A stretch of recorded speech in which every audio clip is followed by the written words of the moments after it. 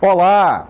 Tenho um prazer imenso estar de volta com o nosso programa Sim para a Literatura e poder contar com a sua companhia.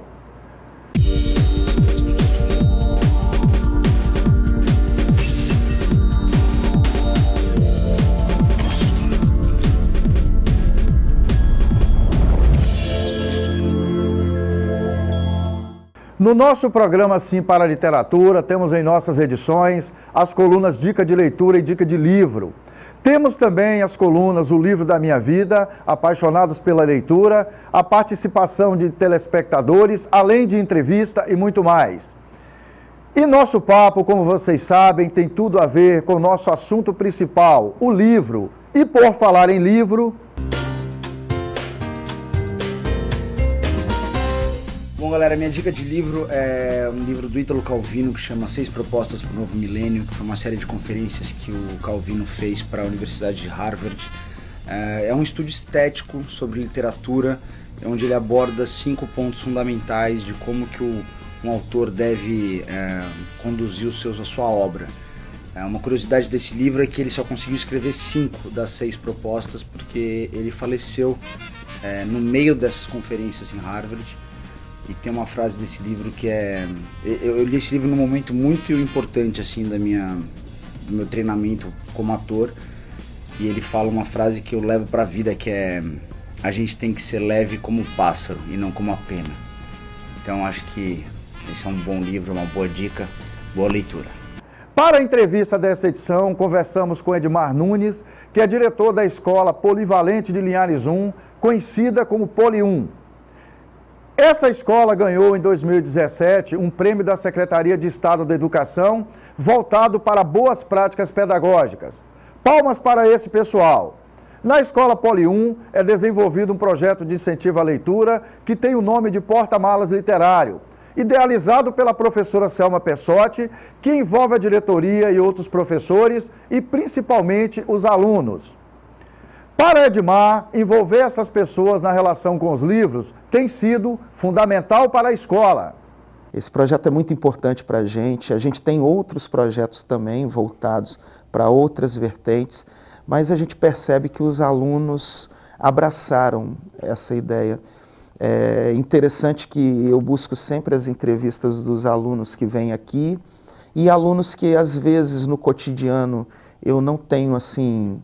Eu não percebo muito a presença deles, são alunos mais tímidos, mas que quando estão na frente de um livro, eles realmente se mostram como jovens que gostam de ler, e é até surpreendente observar eles aqui falando para um número alto de telespectadores. O que me dá a entender é que a literatura, dentre outras coisas, também abre o mundo, o leque de visão e também combate aquela sensação de timidez que é muito comum em alguns jovens na cidade. E sobre o ato da leitura e de alguns dos seus benefícios, assista o que diz a professora Jussária Carvalho, que é diretora-presidente da Faculdade de Ensino Superior de Linhares, fortalecendo essa corrente.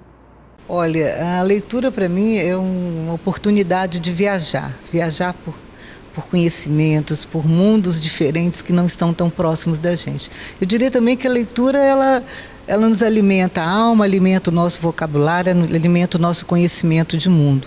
Então eu diria que a leitura é essencial, como outras coisas essenciais na nossa vida.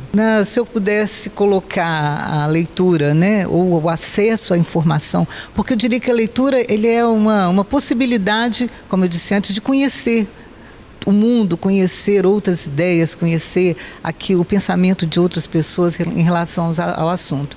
E também nos dá a possibilidade de valorizarmos o nosso vocabulário, o nosso conhecimento, a nossa capacidade de transmitir também informação. Porque eu acredito que o conhecimento só se realize com a captura de informação. Então, eu acho que a leitura e tudo que advém desse mundo da escrita e da leitura é muito bom para a nossa formação e para o nosso desenvolvimento e crescimento intelectual, principalmente.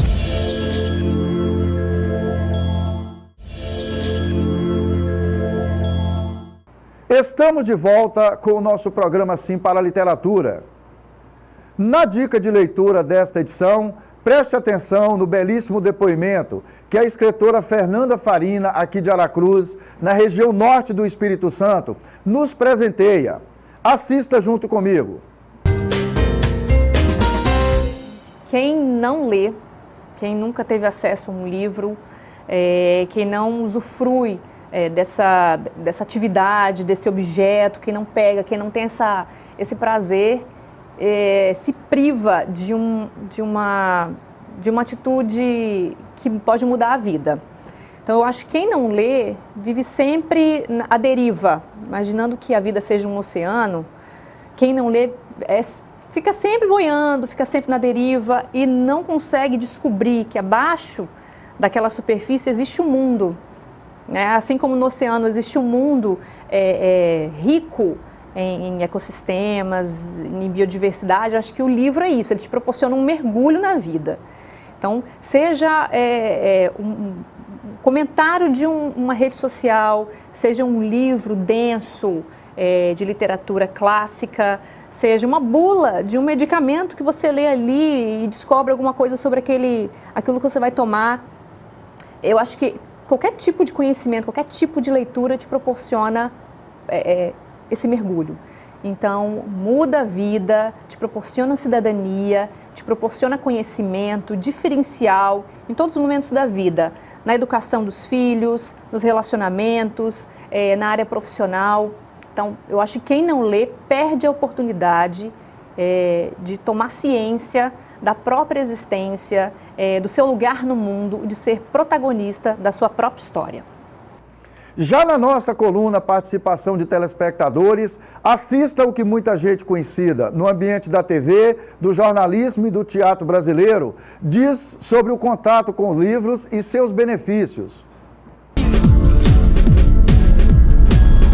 A leitura é uma viagem no universo de um autor, de um escritor, e geralmente ele põe o melhor dele, a coisa mais sensível que ele tem dessa coisa que é a arte de escrever, ele coloca resumidamente nesse projeto que é o livro. O livro sempre é garantia de uma viagem maravilhosa. Um bom livro, isso vai mudar a sua vida para sempre. Então, sempre que tiver a oportunidade, leia, porque eu só me arrependi dos livros que eu ainda não li. Leitura é muito importante. Não perca esse hábito e, melhor, incentive outras pessoas. Valeu? O futuro agradece. A leitura é importante porque ela te desenvolve, melhora a sua escrita, melhora a sua fala. Ela tem o poder, ela é uma arma poderosa, tem o poder de transformar uma sociedade, transformar de forma cultural, social. E para todo mundo é muito importante a leitura, qualquer profissão. É bom para você falar melhor, para você escrever melhor. Você se diverte também lendo um bom livro. Então é isso, continue lendo. Leio todos os dias, enfim, é um exercício que eu tenho na minha vida. E vamos falar um pouco sobre a relação afetiva por livros e de como esses nossos companheiros marcam nossas vidas. Pois é, na nossa dica de leitura dessa edição, assista junto comigo a sugestão de livro do professor e músico Luciano. Ele fala de um livro que ajudou a iniciar seu apego pela leitura e de como isso reflete na sua vida até hoje. Hoje eu vim trazer a dica de um livro para você, que é o livro que foi o primeiro livro que eu li na minha vida. O nome dele aqui é Chamado Selvagem, livro de Jack London, um escritor norte-americano. Escreveu esse livro em 1903. E para você que ainda não tem o hábito de ler, eu indico esse livro aqui, porque para mim funcionou como um livro que abriu minha mente para ler outras literaturas, outros livros. Então foi o primeiro livro que eu li na minha vida e através dele eu senti a curiosidade de ler outros livros, né? É um livro muito bom, conta a história aqui de um cachorro de nome Book, que era um cachorro doméstico que vivia no conforto da sua casa, sob os cuidados e o amor do seu dono, mas ele, por uma eventualidade da vida, ele foi vendido para puxar trenó na neve, e aí que se dá a história interessante desse cachorro, todo o processo, o sofrimento que ele passou para se adequar àquela vida inóspita, né, na neve, com vários cachorros. Então os personagens são todos cachorros com suas personalidades. Quem gosta de animal com certeza vai se identificar muito com esse livro aqui. na história desse cachorro Book, e mostra toda a sua trajetória de adaptação à neve, o sofrimento dele, e de um final muito interessante, que eu não vou falar aqui, para que você possa adquirir esse livro e descobrir um final muito interessante desse livro aqui. Com certeza, se você não tem o hábito de ler, não deve começar por livros muito... Esse aqui é um livro mais fino, um livro que você vai conseguir ler com tranquilidade e de forma agradável. Então, é o que eu indico para você aqui, Chamado Selvagem, de Jack London. Pode procurar aí na internet, vai ser uma leitura muito agradável para você.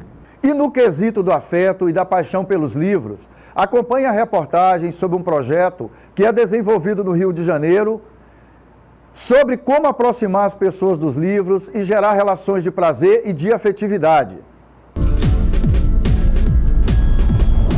Um projeto de incentivo à leitura faz sucesso entre crianças e jovens no Rio de Janeiro. 5 bancas de livros foram distribuídas pela cidade e fazem empréstimos gratuitos à população. Nas prateleiras, títulos variados que despertam o interesse até de quem ainda está começando a se aventurar no mundo da leitura. Livro, Há 2 semanas, 5 bairros do Rio de Janeiro ganharam bancas como esta na Vila Olímpica Arthur da Távola, em Vila Isabel, na Zona Norte, que oferece atividades a quase 2.000 crianças e adolescentes da região. No local, podem pegar livros gratuitamente. Para isso, precisam apenas fazer um cadastro e escolher entre os 300 títulos idênticos em todas as unidades. É aí que entra o papel dos estagiários de biblioteconomia, como o Igor. Às vezes a pessoa não se estimula a ler, porque pega um livro que não gosta, não é de um assunto do seu interesse. Então eu sempre tento fazer essa adaptação do leitor com o livro. Os livros devem ser devolvidos em 15 dias, mas Jonathan nem precisou de todo esse tempo para devorar as quase 300 páginas deste volume sobre o detetive mais famoso do mundo, Sherlock Holmes. A história é divertida e eu fiquei o dia todo lendo. Aí eu consegui ler rápido. A mamãe diz que não é natural um garoto ficar dentro de casa quando está sol lá fora. Eu digo que só estou tentando proteger minha pele para não ficar todo enrugado quando for velho como ela. Mas ela nem ouve meus motivos. Este trecho é de um dos livros mais procurados por aqui, da série Diário de um Banana. Dos 10 exemplares oferecidos nesta banca, por exemplo, apenas este está disponível porque acabou de ser devolvido. Mas além dos títulos contemporâneos, em geral ligados a filmes, também há espaço para clássicos da literatura. Segundo a idealizadora do projeto, em plena era virtual, os livros de papel ainda atraem leitores de todas as idades. A gente, com uma semana, tem bancas com 200 livros emprestados. Em uma semana, é uma coisa assim maravilhosa, que eu falo assim, houve uma quebra de paradigma, que brasileiro não gosta de ler. Eu prefiro ler do que jogar videogame, jogar no celular. É um negócio muito legal. Traz uma força positiva, né, pra gente. É legal. E então, gostaram? Essa edição está respingando de prazer, afeto e paixão pelos livros, não é mesmo? Pois vamos para um breve intervalo comercial e já voltamos com a terceira parte do nosso programa Sim para a Literatura. Eu aguardo vocês.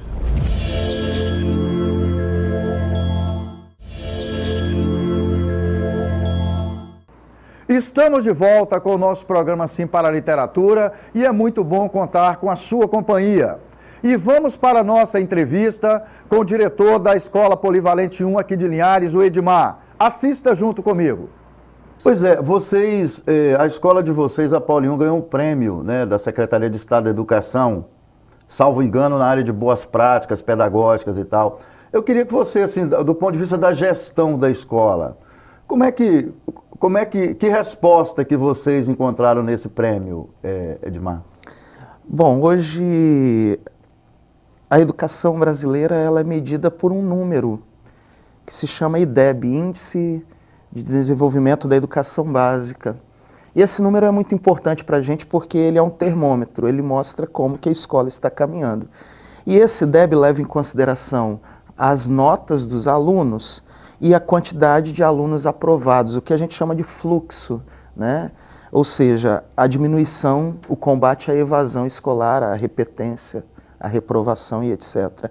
E esse projeto foi um projeto desenvolvido por 2 pedagogas da escola, e esse projeto foi um projeto que foi simples, mas objetivo. ele visou sempre controlar a quantidade de faltas, os alunos que já faltavam há muito tempo, os alunos que tinham o potencial para evadir e controlava também o desenvolvimento mês após mês das notas dos alunos, para que eles chegassem no final do ano com condições de serem aprovados e não se evadindo ou desistindo. E isso teve um impacto positivo no índice da escola. Então, assim, foi um trabalho que foi premiado porque ele, principalmente, ele não se preocupou com um fato isolado, mas ele se preocupou com o cotidiano, com o dia a dia de cada aluno. E os professores tinham instrumentos próprios para controlar a frequência e para controlar a nota dos alunos. Isso envolve todas as disciplinas, todo o ambiente escolar? Todas as disciplinas, todos os professores, nos 3 turnos que a gente estuda. Então é algo que faz parte do projeto político-pedagógico da escola. É algo que todo mundo que chega no Poli 1, por mais que nunca tenha dado aula no Poli 1, mas que chegue lá, ele já começa a se apropriar disso, porque isso já está no cotidiano da gente, do nosso trabalho escolar. De que forma que envolve as famílias dos alunos, Edmar? Principalmente convocando e chamando as famílias quando a gente percebe que o número de falta já está começando a se exceder e começa a comprometer o rendimento do aluno. A LDB, ela é muito clara, ela diz que quando o aluno está chegando a 50% das faltas que ele pode ter, né, quando ele corre esse risco, já a escola deve comunicar à família. O diferencial do projeto é que ele não espera chegar aos 50%. Que bom. Ele observa, no começo desses passos, indícios de alunos que são faltosos, que vão evadir, e já trabalha junto com a família. Aqueles alunos que vocês percebem que estão desviando do propósito da escola, vocês já antecipam esse diálogo com os pais, é isso? Exato. É importante salientar que existem perfis. Por exemplo, existe o perfil do aluno que é um potencial evadido. Qual é o perfil? Um aluno que já passou por 1 ou 2 reprovações, o aluno que falta constantemente, o aluno em que a família não é presente no cotidiano. Então, a gente traça o perfil desses alunos e trabalha em cima desses alunos. Ok. A Poli 1 tornou-se, né, uma escola conhecida, até a gente tem tido essa relação muito forte com vocês lá, por ter um projeto, que é o Porta-Malas Literário, que é conduzido pela professora Selma Pessotti, de estimular os alunos ao hábito da leitura. Como é que porque você chegou depois, né? Esse projeto já estava em andamento. Como é que você percebe o andamento desse projeto internamente, Edmar, do ponto de vista do comportamento dos alunos e do aproveitamento dos alunos na questão do resultado das notas, inclusive em outras disciplinas, além da disciplina de português e de literatura? Eu vou citar aqui um professor, colega nosso de matemática, que ele passou, assim, uma resposta muito sutil, mas que foi importante para a gente. Numa dada aula, ele passou as atividades no quadro e os alunos já haviam terminado todas as atividades, ele não tinha mais atividade proposta. E sobrava ali 10, 15 minutos para bater o sinal. E ele percebeu que, naturalmente, os alunos tiraram da mochila os livros do Porta-Malas Literários e eles começaram a ler naquele momento final da aula e conseguiram até descontrair um pouco depois de uma aula pesada de exatas, né, de conteúdos que são mais pesados. E assim, isso tem um impacto muito positivo, porque os alunos aproveitam o ócio, o tempo livre, para se dedicar à literatura. E a literatura é uma literatura contemporânea, né? Por exemplo, eu tenho um apreço por dois autores brasileiros, um mais realista, que é o Machado de Assis, e gosto muito do gaúcho Mário Quintana, mas são literaturas clássicas que, por vezes, estão longe do cotidiano dos alunos. E o Porta-Malas Literários traz essa proposta de ser uma uma literatura mais contemporânea, mais jovial. Aquele livro, né, voltado para esse momento da vida deles. Exato, né? Para esse momento que os alunos vivem, esse momento moderno. Acho difícil aluno hoje, com esse apogeu da tecnologia, claro que os clássicos são importantes, mas ficar preso apenas a livros como Memória Póstuma de Brás Cubas, que são literaturas muito rebuscadas e que não falam hoje o que o jovem dialoga no dia a dia, né? Então... Porque de qualquer maneira, Edmar, assim, claro que você tem que... Eu acho que a Selma está sendo brilhante nesse trabalho, a escola, né? Eu visito a escola, eu percebo que existe todo um apoio, né? Toda uma ideia de conjunto ali para o trabalho dela. E um percentual desses alunos depois vão na direção dos clássicos, né? Isso é inevitável, né? A gente tem essa prática de leitura, em um determinado momento, uma turma vai na direção dos clássicos. Mas você conseguiu hoje pegar jovens aí, que eu percebo os alunos que vêm aqui gravar com a gente, 13, 14, 15 anos, e fazer com que esses jovens saiam um pouco do smartphone, né? Que parece que, para muita gente, tem um mundo inteiro ali dentro do smartphone. E parar para ler um livro já é uma grande vitória, né? Já é uma grande vitória. Essencialmente, Edmar, você que tem a prática do gestor, qual é o efetivo papel do professor, como um todo, no estímulo ao hábito da leitura? Eu costumo dizer que a gestão não é a parte mais importante da escola. A gestão, ela tem que trabalhar o tempo todo para criar suporte ao professor. Porque se tem atores principais dentro da escola, são os professores e os alunos. Essa relação é que é a principal. Então, todo o trabalho do gestor, ele tem que se mover no sentido de preparar esse momento, que é o momento em que o professor e o aluno fazem essas trocas de experiências. E nada melhor do que a literatura para ser esse fio condutor, né? E quando a gente fala de literatura, a gente não pode reduzir isso só à disciplina de língua portuguesa. Hoje as questões de Enem são questões contextualizadas, são questões que envolvem textos longos e textos que, para você chegar a uma resposta, você precisa primeiro ter a capacidade de interpretar. E o hábito da leitura é o que gera naturalmente essa capacidade de inferir uma informação de um texto. Oferece um suporte cotidiano para interpretar, então uma visão mais crítica, né? Então, assim, se a gente reduz isso só à língua portuguesa, a gente está cometendo um erro, porque as questões de história, geografia, são questões contextualizadas e que demandam muita leitura.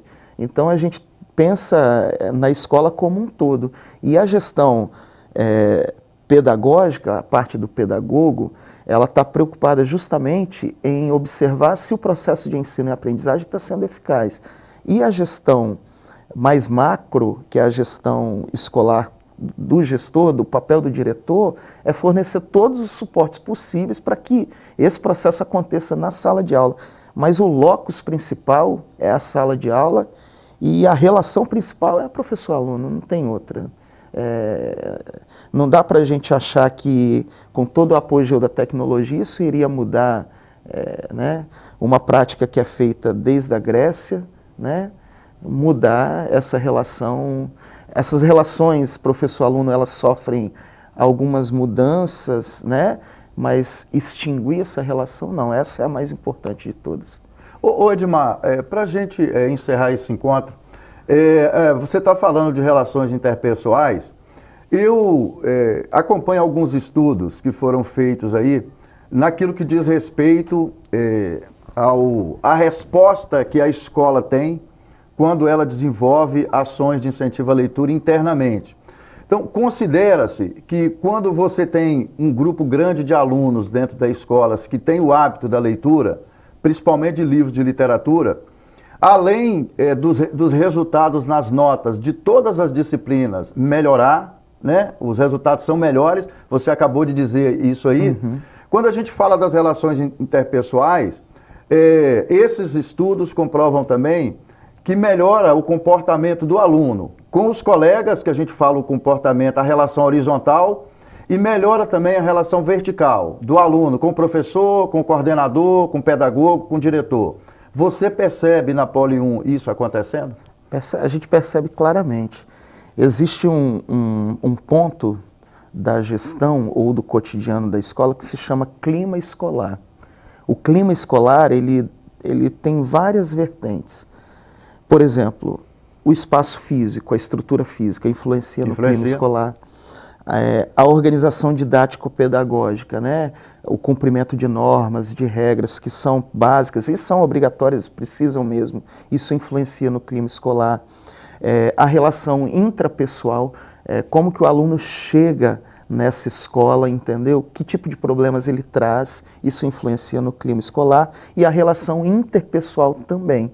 Então, quando a gente tem essa relação interpessoal melhorada por vários projetos e o de incentivo à leitura é o principal deles, a gente tem um impacto positivo no clima escolar. E agora com vocês, a nossa agenda literária.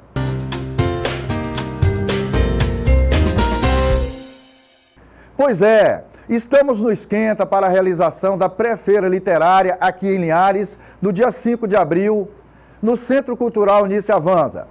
A Quinta-feira Literária Capixaba, o maior evento literário do Espírito Santo, que é o evento principal, vai acontecer no período de 23 a 27 de maio, nas instalações da Universidade Federal do Espírito Santo, em Vitória.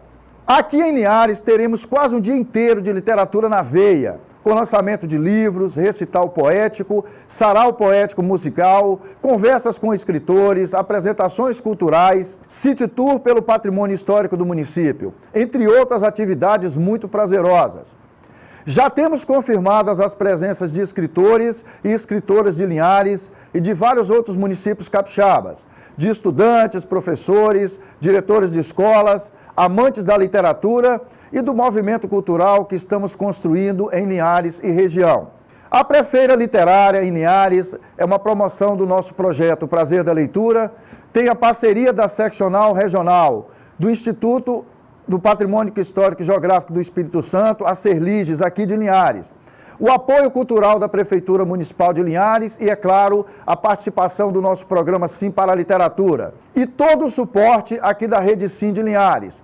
Contamos com a sua participação.